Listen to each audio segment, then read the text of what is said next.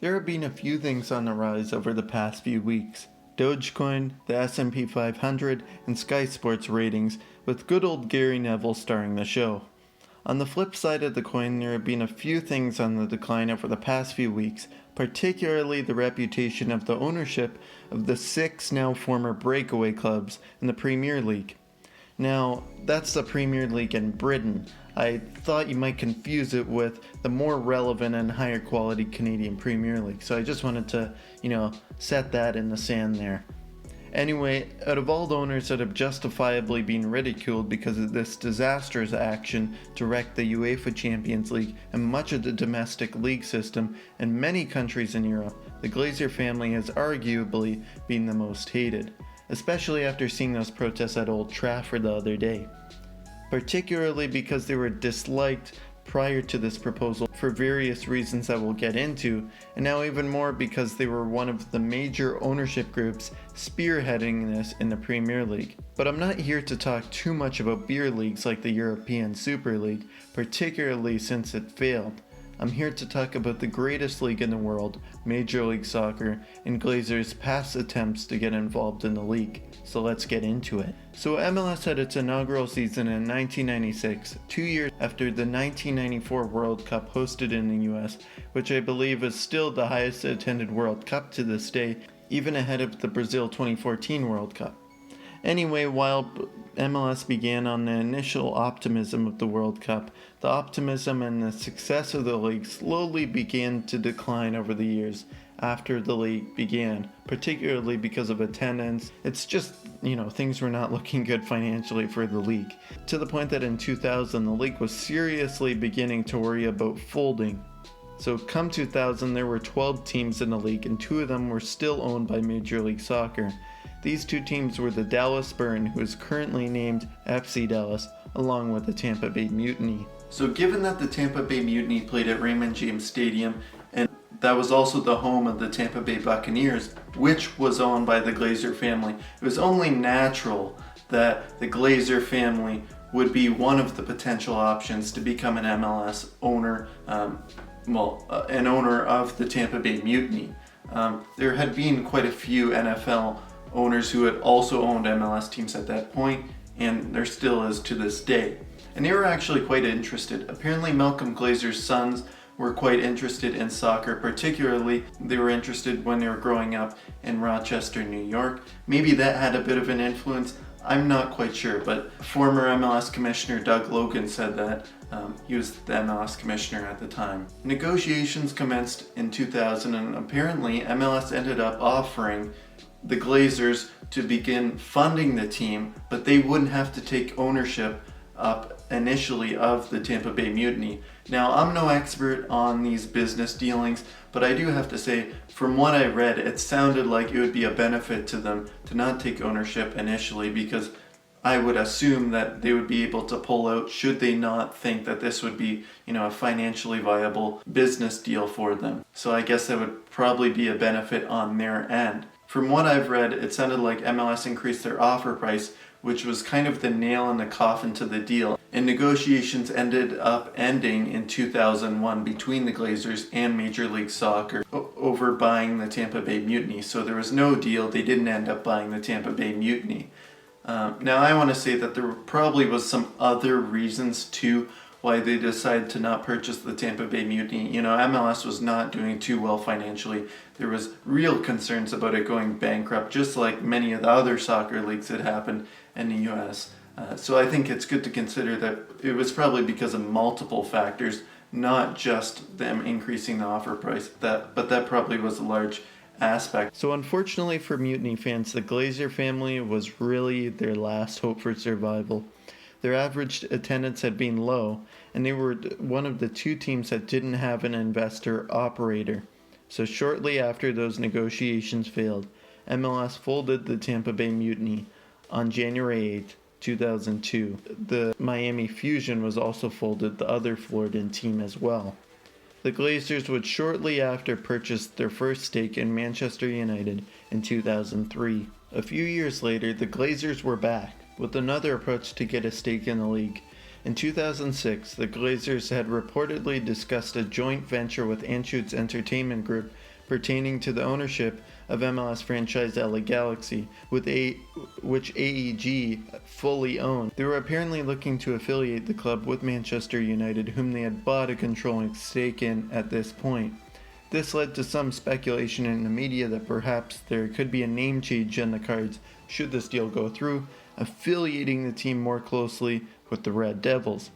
I don't know what this would sound like, but my best guess would be rebranding the team to LA United should that happen, which would be a pretty big downgrade in naming, in my opinion. However, that was all just speculation at that point. Ironically enough, the Glazers were apparently looking into finding a way to bring David Beckham as a way to seal the deal. However, as we now know, the Glazers' joint venture with AEG would not come to light, and David Beckham would end up miraculously being signed by the LA Galaxy on a massive contract later in 2007.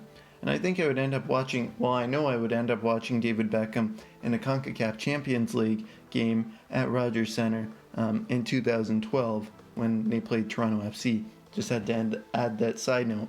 And then also another side note is, I think while the Glazers were looking at purchasing part of LA Galaxy, I think AEG or Anschutz Entertainment Group was actually looking mainly at selling DC United.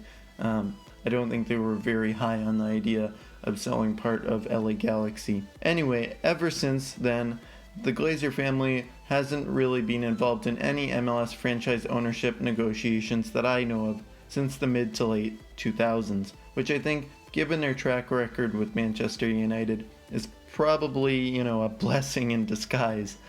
Yes, they have lots of money behind them. They also appear to be ruthless businessmen, even with the beautiful game.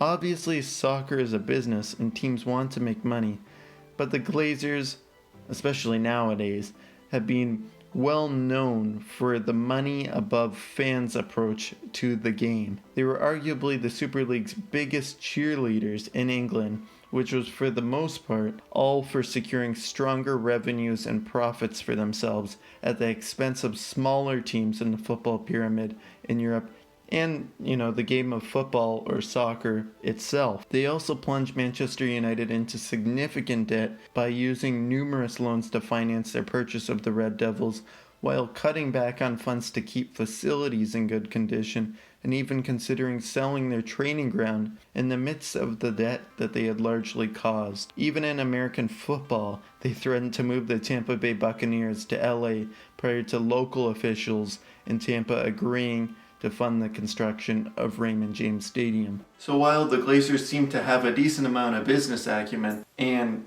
they got a lot of sponsorship deals for Manchester United over the years, which they should be credited for, I'd be a little bit worried. I'd be very worried about them being MLS owners, because I think their greed would have ended up having disruptions further down the road in Major League Soccer.